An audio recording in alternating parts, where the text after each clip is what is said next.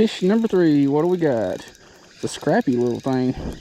Hey, it's our old buddy, old pal, old kitty cat down there eyeballing my vehicle. It's our old buddy, the Warmouth. Really nice one too. That fish is super cold. Look, that fish is really cold. Huh. Well, maybe this creek has started cooling down a lot faster than I thought, but yeah, another really good warmouth sunfish. One of these days I'm gonna catch some of these in a much bigger size at another spot that I know they're at. Oh, ow! You know what? Belly flop.